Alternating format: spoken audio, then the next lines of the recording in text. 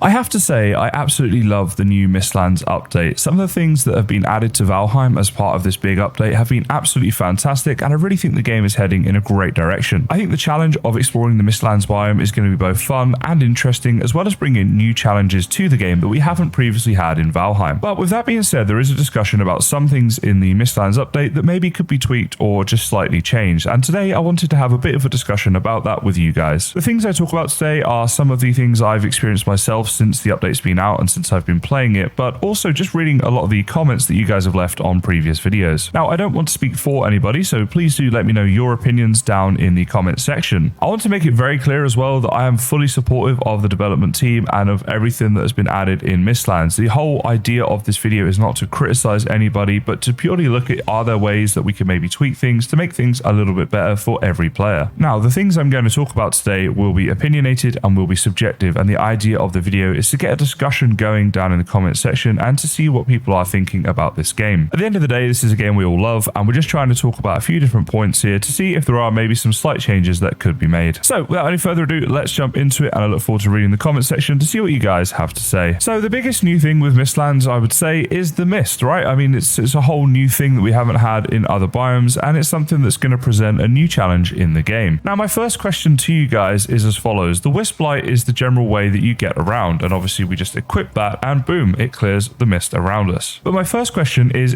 this enough? Now, I'm stood stationary right now, and if I stand in the center here, you can see the radius around me that is cleared. Now, what I've done here is made a little demonstration using the log beams, and these are the 4-meter long log beams. So we have 2 of them placed down here, and it's 8 meters, and that's roughly where the visibility starts to end once we have the Wisp Light equipped and we're stood in the center of this block. And I wonder if that is quite long enough. Now, I would say that there are ways you could improve this, like for example, there could be upgrades to the Wisp Light or other things we could make that just improve the distance that we can clear the mist. But in my opinion, this is not very much at all. If we look around us right here, we have quite a small radius where the mist is cleared. Now, when you're running through the mist, the Wisp Light lags behind a little bit as well, and you can see that in front of me here, I'm barely clearing any distance at all. So when I'm actually running through these misty bits right here and I'm actually sprinting, I don't get much visibility in front of me until I come to some clearings in the mist that are just naturally happening in the game. Now, what I'm going to do is just run around this mist here, just constantly sprinting around, and you can see that not much of it is getting cleared in the areas that I need it to be cleared as I'm running through. So it's a little bit, I don't know, I just feel like maybe it could be a little bit more. And there we go, I actually ran into a Seeker soldier there. It was really close. This was not planned, I promise, and I didn't see it until the last second. Now, I know the whole point is to have the challenge of the mist, but I just wonder whether there could be some sort of upgrade or a different item perhaps that could be made, just something we could do to help to clear that mist a little better. What do you guys think about that? Now, the issue with this isn't just about seeing new mobs and things, but it's also about finding like the new dungeons or the new petrified bone areas and other things that we're supposed to find in Mistlands to obviously improve our progression through the game. Now, along the same topic, I now want to look at the Wisp Torch. I'm going to go ahead and place that down here, and I'm going to get rid of my Wisp Light. So it's just the Wisp Torch now that's clearing the radius around us. Now, from my test, it looks like it's about the same distance that it clears for each torch, right? And it goes off to the edge of these beams right here. However, the major problem that I have with the Wisp Torch isn't the radius as such, but it's the fact that the Mistlands mobs will attack it and destroy it very easily. Now, the reason I suggest this is an issue is I'm assuming many of us are going to want to make bases in the new Mistlands biome, as that's going to be like all part of the fun of the Mistlands, especially once we've completed the final boss. That's really the next thing to do. So it'd be nice to have a base that you could have that would be a more permanent setup in Mistlands, but with these Wisp Torches being destroyed so easily, our base is going to be hard to make a permanent feature. And personally, I actually think it would make more sense if the Wisp Torches, again, perhaps they have an upgradable version that requires maybe some iron, like 1 iron for each one or something like that, but then these are indestructible, or maybe just undetectable, so the mobs don't actually attack them. That's all we're really getting at here, so that we could place a load of these around an area and make permanent rows and permanent bases in the Mistlands biome. My thoughts with a lot of these things are more to do with the longevity of the game, because once you've completed the bosses, the thing that we're all going to do in game is do epic builds. If you don't do that, if you're done with just the bosses, that's fine, you move on to a different game. But for those of you like me and just love this game and want to keep playing it and taking it to the extremes that you can, like, sort of how far can I push this game, you know, that sort of approach, you are going to be doing a lot of building once you've killed all the bosses. So I think it'd be nice to have something that would be like, you know, the mobs aren't going to keep attacking it and we can actually have a more permanent base in Mistlands. Now, this is the new Ballista in the game, and it's a pretty awesome new thing. If you haven't seen it, basically we can load it with missiles and it will shoot at mobs, and it's sort of like a base defense. However, the problem I have is once we add a missile into the Ballista, if we are to run past it, this will actually shoot at us and do quite a lot of damage to us. Now, to me, this is kind of strange because we like to have permanent bases in the game, or it's certainly something that I like to do. And yes, in Valheim it is a little different, and you might have maybe maybe 3 or 4 different bases in different biomes. But you're not really nomadic. You like to have a base somewhere. And so these would be great to have pointing out so that during like raids on your base or,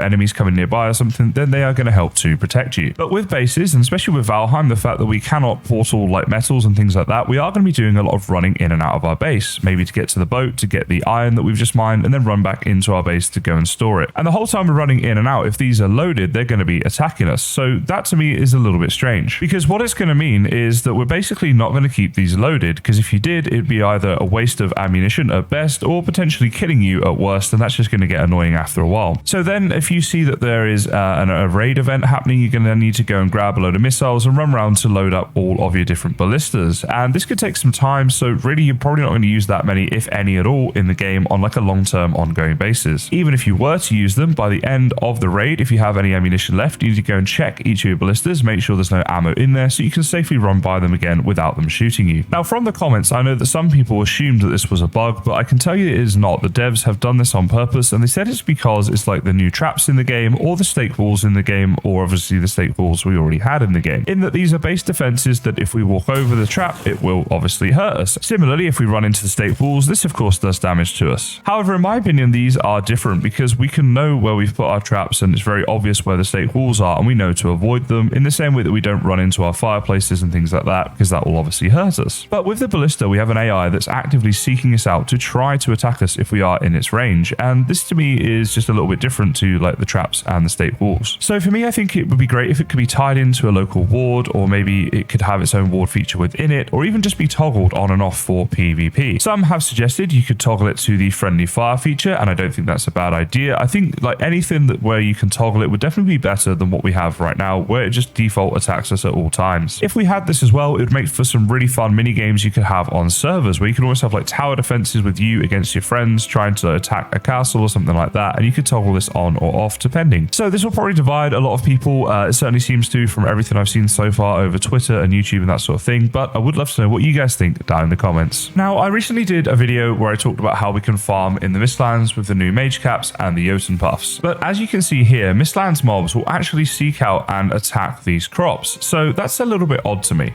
I don't mind that the seekers go for it. It sort of makes sense. You could have the story that the seekers are attracted to these crops, they're trying to eat them or whatever, but the Jarl, the fact they go for it is much more annoying in my opinion. And the reason for this is because we can place down sort of walls and things to protect them from seekers, and so that's all part of base defense. But with the Jarls, they obviously are just going to fly over the top and attack these crops, and there's not much we can really do about that. So obviously we're going to lose a lot of the farmability of these crops, and we can only farm them in the Mistlands biome. So I think it'd be nice if there was some sort of new torch we could have, and this kind of ties back into like the Wisp Light. Maybe we could have an upgraded Wisp Light, and if you place that down, it has a radius of effect whereby anything in there is like safe, it's invisible to Mistlands mobs. So that's just one idea. Another idea is, what if we had some sort of netting in the game? Maybe this could be made at the spinning wheel, so another use for the spinning wheel with the thread, so it's a late game item, and if we place this netting over, it sort of camouflages the crops and things underneath from the Jarl. I don't know, I'm just throwing ideas out there. I just don't particularly love the fact that basically if you're farming in Mistlands, you're going to need to do it in several areas, and just accept the fact that some of them are going to get destroyed and you have to keep redoing them. So these are just some of the more prominent issues I've seen mentioned in my comments, and even the Valheim developers have talked about a couple of these themselves, and also just things I've obviously experienced myself. There are, however, almost definitely going to be things I've missed out, so please do